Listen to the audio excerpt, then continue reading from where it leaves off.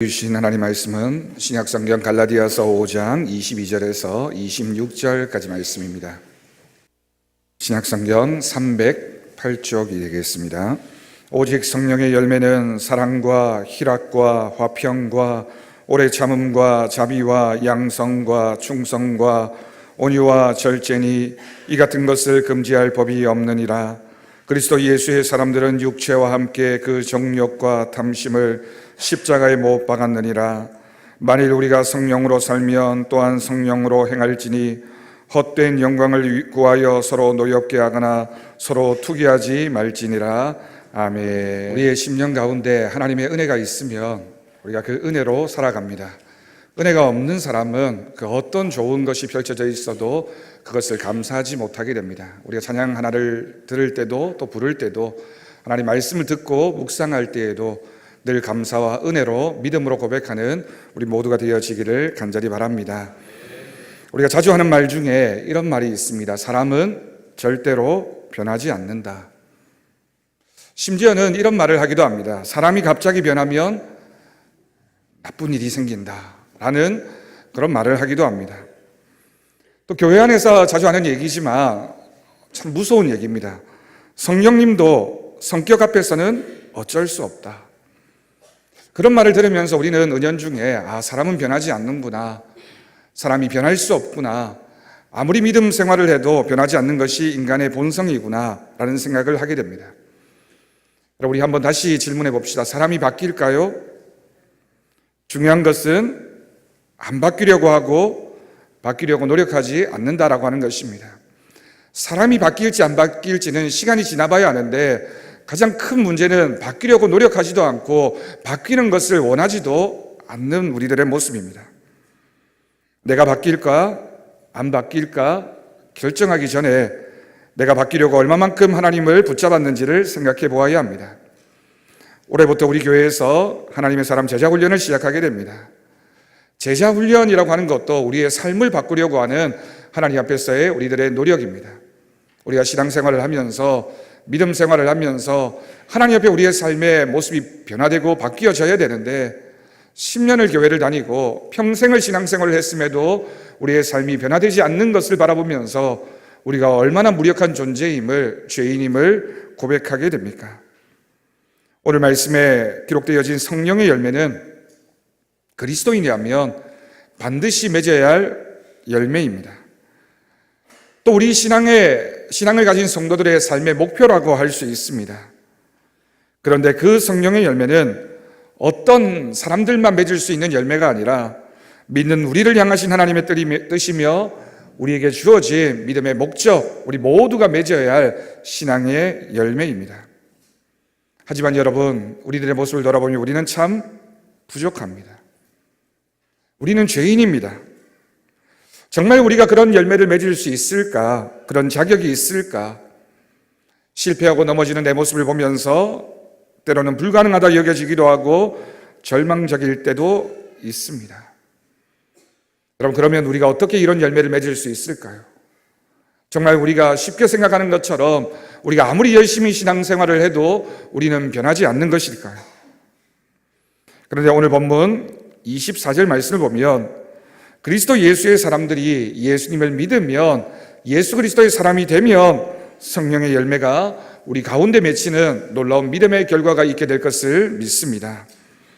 여러분, 성령의 열매 9가지를 아십니까?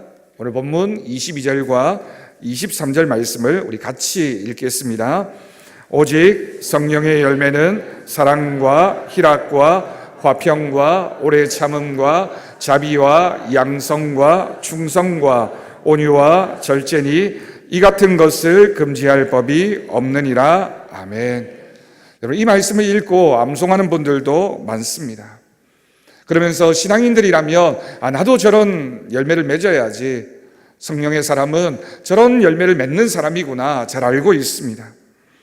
성령의 9가지 열매, 사랑, 희락을 기쁨이라고 하죠.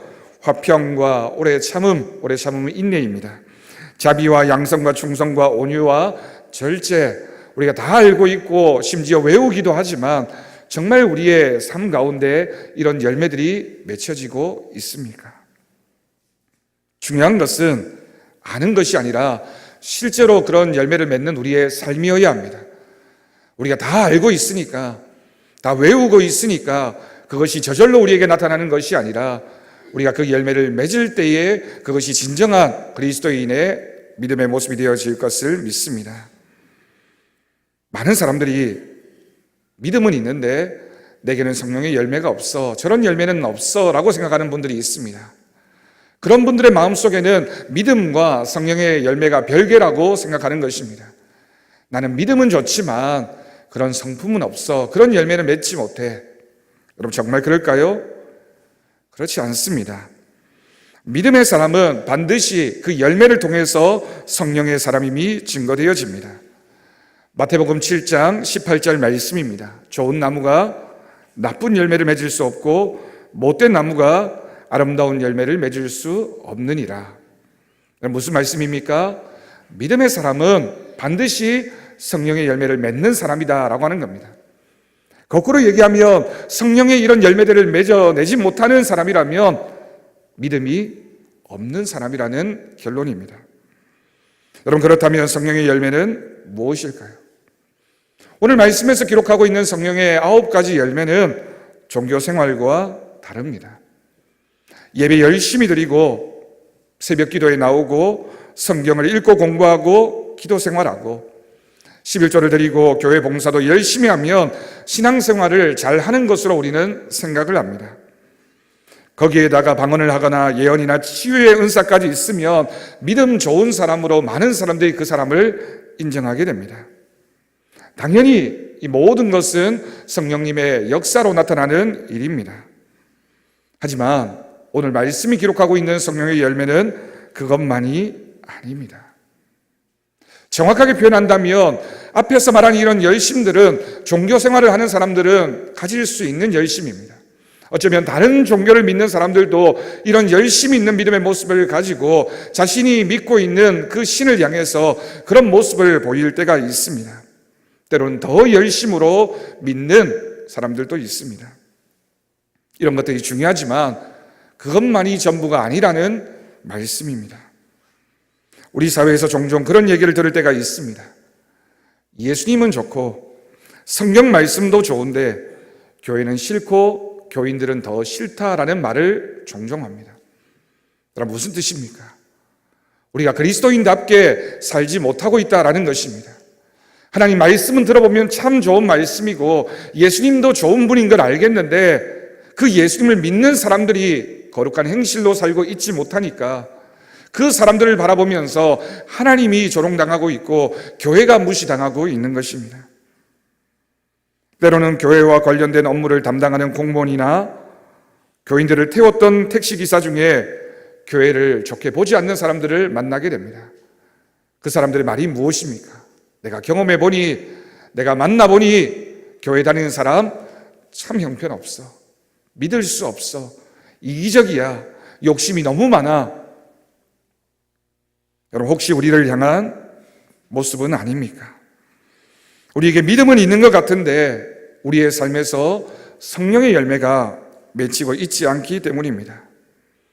9가지 성령의 열매를 잘 살펴보면 전부가 다 그리스도인이 맺어야 할 성품과 관련이 되어져 있습니다. 그리스도인이 어떤 사람이냐, 성령의 사람, 그리스도인은 어떤 열매를 맺어야 하느냐, 이런 성품의 아름다운 열매들이 맺혀져야지만 그 사람이 예수님을 믿는 사람이다 라고 하는 것을 우리에게 가르쳐 줍니다. 그래서 성령의 열매는 우리의 내면의 변화, 우리의 영적인 변화, 성품의 변화라는 뜻입니다. 여러분 그러면 우리는 어떻게 변화할 수 있을까요? 오직 성령으로만이 이런 변화가 가능할 줄로 믿습니다. 우리가 참 생명을 가진 하나님의 자녀인지 아닌지를 성령의 열매로 알게 되는데 우리의 심령 가운데 성령님이 계시면 그 성령님으로 말미암아 우리가 변화되어지는 것입니다. 그럼 우리가 성품을 변화시키기 위해서 노력하면 될까요? 우리가 열심히 노력하면 우리의 성품이 변화되어질 수 있을까요? 열심히 성령의 열매를 맺으려고 하지만 때로는 그런 성품의 열매가 위선이 될 때도 있고 자기 만족이 될 때도 있고 다른 사람을 판단하는 바리새인의 모습으로 나타날 때도 있습니다. 예수님 당시의 바리새인들을 생각해 보십시오. 그 사람들이 얼마나 열심히 신앙생활을 했는지 모릅니다. 금식했습니다. 기도했습니다. 다른 사람들 보기에 정말 그럴듯해 보였습니다. 저 정도라면 하나님 믿는 사람이지, 저 정도라면 정말 제대로 된 신앙생활 하는 사람이지, 모든 사람들에게 인정받았습니다. 하지만 주님은 그들을 책망하셨습니다. 왜였을까요? 겉으로 드러나는 모습은 그럴듯해 보였는데 정말 내면 깊은 곳에 영혼 가운데 정말 맺어야 할 성령의 9가지 열매가 없었던 것입니다. 내 의지, 자기 노력, 남에게 보이려고 하는 것 다 함정입니다. 착한 것과 성령의 열매는 다릅니다. 성격이 좋은 것과 성령의 열매는 다릅니다. 우리가 잘 알고 있듯이 성격은 타고난다고 합니다. 내성적이고 외향적이고 활달하고 조용하고 말수가 많고 말수가 적고 태어나면서 가지고 태어나기 때문에 잘 변하지 않는 것이 우리들의 성격입니다. 성격과 성품이 다르고 성령의 열매가 다릅니다. 여러분, 성령의 열매는 다른 사람들보다 조금 나아지는 것을 성령의 열매라고 말하지 않습니다. 믿지 않는 사람들, 아니 내 주변의 교인들을 바라보면서 내가 저 사람보다는 사랑이 좀 많지, 내가 저 사람들보다는 더 인내하지, 내가 저 사람들보다는 더 온순하지, 그것을 성령의 열매라고 하나님 말씀은 그렇게 말하지 않습니다. 전적으로 우리가 복음대로 살고 있느냐, 정말 성령님과 동행하는 삶을 살고 있느냐, 우리의 심령 가운데 성령님이 우리를 주장하고 계시느냐, 그것을 말하는 것이지, 우리가 조금 변화되었다고, 조금 착하게 산다고 해서 그것이 성령의 사람이 아니라는 뜻입니다. 그러면 우리가 성령의 열매를 맺을 수 있을까요? 여러분, 결론만 말하면 맺을 수 있습니다. 우리는 십자가의 보혈로 우리의 죄만 깨끗이 씻음받은 것이 아닙니다. 우리가 죄를 깨끗하게 씻음받았을 뿐만 아니라 성령님을 우리의 심령 속에 모시고 사는 사람들이 되었습니다. 예수님을 믿는 그 순간 성령님이 우리 안에 들어와 살고 계십니다. 우리의 죄를 씻어주신 십자가와 우리 안에 오신 성령님 때문에 우리가 거룩한 삶을 살 수 있게 되었고 성령의 열매를 맺을 수 있게 된 것입니다. 물론 지금 당장은 그 열매가 보이지 않을 수 있습니다. 아직은 우리가 부족할 수 있습니다. 우리 안에 무엇이 있습니까? 나는 죽고 예수로 사는 십자가의 복음이 우리 가운데 있는 줄로 믿습니다. 여러분, 이 자리에 나와서 예배드리는 그 모습 그 자체가 우리 안에 십자가의 복음이 있음을 증거하는 것입니다. 그저 우리의 마음속에만, 우리의 믿음에만 나에게 십자가의 복음이 있어 라고 하는 것이 아니라 우리가 이런 모습을 겉으로 드러내는 모습이 바로 예배의 모습이고, 그 예배를 통하여 하나님 말씀을 듣고 그 말씀을 통하여 우리의 심령 가운데 말씀하시는 하나님의 은혜, 성령님의 음성을 듣게 되는 것, 그것이 바로 성령님의 사람만이 알 수 있는, 경험할 수 있는 하나님의 은혜인 것입니다. 그렇기 때문에 전적으로 타락에서는 선한 것이 아무것도 없는 우리의 삶이 변하고 성품이 변화된 사람이 되는 것입니다. 여러분, 예수님의 사람들은 끝까지 가야 됩니다. 끝까지 가야지만 알 수 있습니다. 지금 당장의 모습을 보고 저 사람은 이런 사람이야 저런 사람이야를 평가하는 것이 아니라 끝까지 가봐야지만 정말 그 사람이 하나님 앞에 섰던 사람인지 성령의 사람이었는지가 판가름 나게 됩니다. 성령을 받았으면 당연히 성령의 열매를 맺는 데까지 가야 진정한 구원의 역사입니다. 유기성 목사님의 책을 보면 이런 예화가 있습니다. 늘 싸움만 하던 교회가 있었습니다. 교인들이 싸우다가 교회를 떠나기도 하고 교인들끼리 싸우다가 성이 차지 않으면 합세해서 목사를 공격해서 쫓아내기도 했습니다.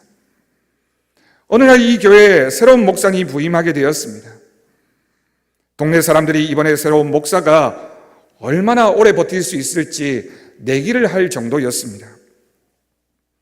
그런데 아무리 기다려도 지금쯤이면 들릴 만한 새 목사에 대해서 이러니 저러니 말이 없었습니다. 그래서 궁금증을 참지 못한 교회 앞가게 주인이 넌지시 그 교회 교인에게 물어보았습니다. 요즘 교회가 조용하네요. 교인이 웃으면서 대답했습니다. 서로 잘 만나서 그래요. 가게 주인이 다시 한번 호기심 어린 표정으로 물었습니다. 뭐가 서로 잘 만났다는 겁니까? 이 교인이 그 사연을 이야기하는데 새로 오신 목사님이 첫 번째 설교가 기가 막혔다는 것입니다. 설교의 제목이 우리 서로 잘 만났습니다. 제가 이 교회에 부임하여 이 자리에서 둘러보니 양들은 보이지 않고 늑대와 이리들만 보입니다. 여러분, 솔직하게 우리가 얘기해서 요즘 교회 안에 양 같은 교인이 어디 있습니까? 늑대와 이리떼에 잡아먹혀서 하나도 없다고 합니다. 그런데 솔직히 고백하는데 저도 선한 목자가 아닙니다. 저도 사꾼입니다. 세상에 요즘 목사치고 사꾼 아닌 사람이 어디 있습니까? 그러니 우리 서로 잘 만났습니다. 사꾼 목사가 이 교회에 왔고 이 교회는 양은 없고 늑대와 여우만 있으니 얼마나 잘 만난 교회입니까? 늑대와 사꾼이 만났으니 이제부터 제가 혹시 뭐 잘못하면 어휴 사꾼이니까 그렇지 이렇게 생각해 주시고 뭐 잘하는 게 있으면 와 사꾼치고는 그래도 잘하네 이렇게 생각해 주십시오. 저도 여러분이 뭐 잘못하면 늑대니까 그렇지 잘하면 늑대가 저 정도면 괜찮은 거지 그렇게 생각하겠습니다. 그러니 우리가 참 잘 만난 사람들입니다. 그런데 그 설교를 듣고 나서 이 교회 교인들이 바뀌기 시작했다고 합니다. 교인 중에 목사에 대한 불만이 있으면 한 사람이 아니 사꾼이 저 정도면 됐지 뭐 우리가 그냥 이해해줘야지 라고 했고, 교인들끼리 서로 마음에 들지 않는 일이 벌어지면 그 정도면 늑대치고는 괜찮잖아 라고 서로를 인정하기 시작했다고 합니다. 그러자 그 교회의 다툼이 사라졌습니다. 몇 년 후에 교회 안에 늑대들이 다 사라지고 그 교회 안에 양들만 가득하게 되었다라고 하는 이야기입니다. 물론 웃자고 만든 이야기겠지만 뼈 있는 이야기입니다. 제가 경주왕성교회에 부임하기 전에 저에게 교회에서 질문을 했습니다. 나는 목자입니까? 목사입니까? 라고 저에게 물었습니다. 그 질문을 듣고 제가 거짓말을 했습니다. 목자라고 했고 목사라고 했습니다. 그런데 제가 이 책을 읽고 가만히 생각해 보니 제가 사꾼이었습니다. 자격이 없는데, 정말 자격이 없는 사람인데 하나님이 저를 목사로 세우셨고 양들을 돌보라고 목자로 보내셨습니다. 제 안에 성령님이 없다면 사꾼인 제가 목회를 하는 것이 얼마나 힘들까요? 사꾼인데 성령님이 제 안에 계시기 때문에 그래도 주님 붙잡을 수밖에 없고 말씀 붙잡을 수밖에 없고 몸부림치고 있습니다. 힘듭니다. 괴롭습니다. 주님의 일하기가 얼마나 힘든지 모릅니다. 그런데 여러분, 우리 모두에게 주님이 물으십니다. 우리 안에 성령님이 계시냐고 물으십니다. 여러분, 무엇이라고 대답하겠습니까? 우리가 교회 안에서 서로 갈등하고 싸우는 것을 아무렇지도 않게 받아들이는 것이야말로 정말 문제가 있는 것입니다. 우리가 스스로 교회를 부정하는 것이나 마찬가지입니다. 우리가 진짜 주님 안에 거하기 시작하면 우리는 얼마든지 하나가 될 수 있습니다. 우리 안에 성령님이 계시면, 우리 안에 믿음이 있으면 우리는 얼마든지 주님의 열매를 맺을 수 있습니다. 주님이 우리를 그렇게 부르셨습니다. 우리는 양도 아니고 늑대와 이리인데, 우리는 목자도 아니고 사꾼인데, 그렇지만 주님이 우리를 사랑하셔서 불러 앉혀 놓으셨으니까 그래도 그 주님 사랑 의지하고 성령님이 우리 안에 들어오셔서 우리를 변화시켜 가시니까 우리는 부족하지만 이 자리를 지켜가고 있는 것입니다. 우리는 어떻게 성령의 사람이 될 수 있을까요? 가장 먼저는 회개입니다. 내가 누구인지를 여러분 알아야 합니다. 내가 양인 척하고 있고 내가 목자인 척하고 있으면 여러분 그것이 교만입니다. 여러분, 우리는 누구입니까? 나는 누구입니까? 죄인입니다. 용서받은 죄인입니다. 용서받았지만 아직도 여전히 더러운 죄의 본성이 우리 안에 있어서 자꾸만 죄를 짓는 데는 더 열심인 것이 우리들의 솔직한 모습입니다. 죄를 짓고 싶지 않은데, 죄를 지어서는 안 된다는 것을 아는데 자꾸만 죄악을 향해서 다름질 치고 있는 것이 우리들의 모습입니다. 바르게 살아야 하고 정직하게 살아야 하고 말씀대로 살아야 하고 사랑하고 섬겨야 하는 것을 아는데 우리는 매일 실패하고 있습니다. 이런 모습으로는 목사도 아니고 장로도 아니고 권사도 집사도 성도도 아니라는 것을 아는데 자꾸만 넘어집니다.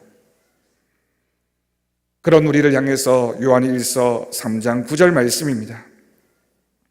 하나님께로부터 난 자마다 죄를 짓지 아니하나니 이는 하나님의 씨가 그의 속에 거함이요 그도 범죄하지 못하는 것은 하나님께로부터 났음이라. 아멘. 여러분, 이 말씀은 참 놀라운 말씀입니다. 한편으로는 이 말씀이 이해하기 어려운 말씀입니다. 이 말씀이 뭐라고 얘기하고 있습니까? 우리가 죄를 짓지 않는다고 말합니다. 하나님께로 났으니 죄를 짓지 않는다는 뜻입니다. 그런데 여러분, 이것이 어떻게 가능합니까? 만약 이 말씀대로라면 이 말씀은 우리를 속이는 사람으로 만들고 있습니다. 우리는 죄인인데 여전히 죄를 짓고 있는데 하나님께로 난 사람은 죄를 짓지 않는다라고 말하고 있으니 얼마나 모순된 말씀입니까? 무슨 뜻일까요? 우리는 죄인이지만 성령님이 거하시는 사람이기에 죄인으로 살아서는 안 된다라고 하는 말씀입니다. 다시 설명하면 죄인인 건 맞지만 주님이 우리를 구원하셨으니 그 은혜로 어제의 죄인이 아니라 죄를 짓고는 살기 어려운 믿음의 사람이 되었다라고 하는 뜻입니다. 조금 더 쉽게 설명할까요? 우리가 죄인인 줄 알게 되었고 죄인으로 살아서는 안 된다는 것을 알게 되었으며 그리고 죄를 안 지을 수 있는 믿음이 우리 가운데 생겨났다는 뜻입니다. 예수님이 알기 전에는 끊임없이 죄의 유혹에 빠져서 죄를 짓지 않고는 살 수 없는 사람이었는데 이제는 믿음을 가지게 되었으니 죄를 안 지을 수 있는 사람이 되었다라고 하는 것입니다. 물론 한 번에 다 되지는 않겠죠. 우리가 죄를 안 짓고 살 수는 없겠지만 죄를 안 지을 수 있는 믿음, 그 믿음이 우리 안에 씨앗으로 뿌려졌다라는 사실입니다. 제일 중요한 것이 무엇일까요? 죄를 짓지 않도록 주님이 우리를 돕고 계십니다. 어떻게 해요? 주님이 우리 안에 계시면 주님이 보내신 성령님이 우리 안에 거하시기 때문에 죄를 짓지만 죄를 짓고는 못 살도록, 그래서 끊임없이 얘기하고 다시 내 삶을 돌아볼 수 있도록, 끊임없이 다시 도전하고 죄를 짓지 않는 삶으로 향해 갈 수 있도록 주님이 우리를 움직이고 계십니다. 잠자리에 들었을 때 주님이 말씀하십니다. 너 오늘 하루를 돌아봐. 너 오늘 이런 일들 있었네. 내가 알고 있어. 보고 있었어. 나는 너를 지켜보고 있었어. 여러분, 그 음성이 들리십니까?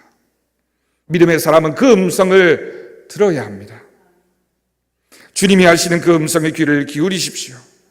아직은 우리가 충분히 성령의 열매를 맺지 못하고 있지만 우리의 심령 가운데 씨가 뿌려졌기 때문에 저녁마다, 아니 아침마다 주님이 우리를 향해서 너 오늘은 이렇게 살아야 돼. 다시 용기를 내. 다시 시작해. 라고 말씀하시는 그 음성을 들을 수 있어야 합니다. 주님의 음성을 듣고 있어야 합니다. 사랑하는 성도 여러분, 주님과 동행하는 삶을 살 수 있기를 바랍니다. 여러분, 사람이 정말 변하지 않을까요? 성령님이 우리 안에 있는데, 우리가 그 사실을 알고 있는데, 우리 안에 하나님 말씀이 있는 줄로 우리가 믿는데 정말 변하지 않을까요? 혹시 변하지 않으려고 우리가 믿음을 포기하고 있지는 않습니까? 목회를 하면서 그런 두려움이 있습니다. 저분이 지금 그 모습 그대로 3년 후에도 10년 후에도 변하지 않으면 어떡하나. 그런데 여러분, 그건 사람 생각입니다. 우리 생각입니다. 저는 그 이유를 알고 있습니다. 그 이야기의 결론을 알고 있습니다. 제 안에 성령님이 계시기 때문입니다. 제가 얼마나 하나님 앞에 죄인이었는데, 저는 제가 절대로 변하지 않을 줄 알았는데 주님 때문에 변했습니다. 성령님이 제 안에 계셨기 때문에 제가 10년 전, 20년 전에 그 모습과는 전혀 다른 삶을 지금 살고 있습니다. 여러분, 포기하지 마십시오. 오늘 주님 말씀을 들으십시오. 그리스도인의 변화는 우리가 주님 안에 있으면 일어나는 자연스러운 믿음의 현상입니다. 다시 말해서 은혜로 일어나는 일입니다. 그러면 우리가 무엇을 해야 할까요? 우리가 변하려고 노력하려고 하는 것 이상으로 주님과 가까워지려고 해야 합니다. 자꾸만 주님을 만나야 합니다. 주님과 대화해야 하고 주님을 찾아야 합니다. 성령님께서 내 안에 계심을 믿고 포기하지 않고 부끄럽고 죄송하고 문제투성이이지만 그런 나를 부르시고 자녀 삼아 주셨으니 그 제자 삼아 주신 주님을 믿으며 주님과 날마다 동행하기 위하여 주님을 찾는 거룩한 심령, 거룩한 믿음이 우리 가운데 있기를 간절히 바랍니다. 여러분, 사순절 기간입니다. 우리가 변화하기 위해서 무엇을 할 수 있을까요? 여러분, 오늘 말씀 들으시고 꼭 결단하십시오. 주님을 만나는 시간을 확보하십시오. 예배의 시간, 기도의 시간, 찬양의 시간, 말씀의 시간을 확보하십시오. 주님과 만나는 절대 시간을 여러분 늘려가야 합니다. 내가 주일 하루, 주일 예배 그 시간만 주님을 만나고 있었으면 자꾸만 그 시간을 늘려가서 날마다 주님과 동행하는 삶을 사는 데 이르기까지 자꾸만 주님을 만나는 삶, 주님과 대화하는 삶을 살아야지만 그래도 우리의 삶이 변화되어질 가능성이 생겨나게 됩니다. 내 노력으로 변화되는 것이 아니라 주님이 우리를 변화시켜 가시기 때문에 주님을 만나는 경험, 주님을 자꾸만 찾고 또 찾는 그 믿음, 그래서 예배가 즐겁고 예배가 은혜롭고 기도하는 시간이 정말 귀하고 찬양의 입술이 찬양의 소리로 들려질 때 우리의 마음의 평안함이 찾아오게 되면 그 마음의 변화가 바로 그 심령의 변화가 말로 우리의 믿음의 변화, 성령의 열매를 맺게 할 줄로 믿습니다. 매 주일 예배를 통해 진정한 성령의 사람, 성령 안에서 거듭나는 사람, 그래서 성령의 열매들을 맺어가는 우리 사랑하는 성도들이 되기를 간절히 축복합니다. 갈라디아서 6장 9절 말씀입니다. 우리가 선을 행하되 낙심하지 말지니 포기하지 아니하면 때가 이름에 거두리라. 아멘. 여러분, 낙심하지 마십시오. 지금 내 모습을 보고 실망할 필요가 없습니다. 우리가 주님과 동행하고 있으면, 선을 행하고 있으면 반드시 때가 되면 하나님께서 우리에게 큰 열매를 맺게 하실 줄로 믿습니다. 주님께서 우리 교회와 우리 한 사람 한 사람을 변화시키는 놀라운 역사가 있게 될 줄로 믿고 주님 안에서 변화되어지는 그 귀한 삶을 시작하고 그 귀한 삶을 살아가는 저와 여러분이 되어지기를 간절히 축원합니다. 기도하겠습니다. 하나님 아버지, 감사합니다. 오늘도 이 말씀을 통하여 성령의 사람이 어떻게 변화되어져 가야 하는지를 말씀을 통해 확인합니다. 사람은 절대로 변하지 않을 수 있습니다. 어쩌면 우리의 변하지 않는 그 모습을 보면서 우리가 절망할 수도 있습니다. 그러나 성령님의 사람은 하나님께서 변화시켜 주십니다. 하나님, 우리는 변할 수 있습니다. 성령님께서 우리를 변화시켜 주실 줄로 믿습니다. 우리가 변하고 우리의 가정이 변하고 우리의 교회가 변하고 이 나라가, 한국 교회가 변화되어지는 귀한 역사가 나타나게 될 것을 믿습니다. 우리 모두가 성령의 사람 되게 하여 주옵소서. 하나님을 늘 가까이 하는 믿음의 사람 되게 하여 주옵소서. 주님 말씀 듣는 것, 기도하는 것, 찬양하는 것, 또한 그 말씀을 따라 몸부림치며 살아가는 것이 우리들의 365일 일상이 되게 하여 주옵소서. 날마다 주님을 찾고 찾을 때에 주어지는 은혜가 우리 모두의 심령 가운데 풍성한 은혜로 넘쳐나게 하여 주옵소서. 감사드리옵고 예수님의 이름으로 기도드립니다. 아멘.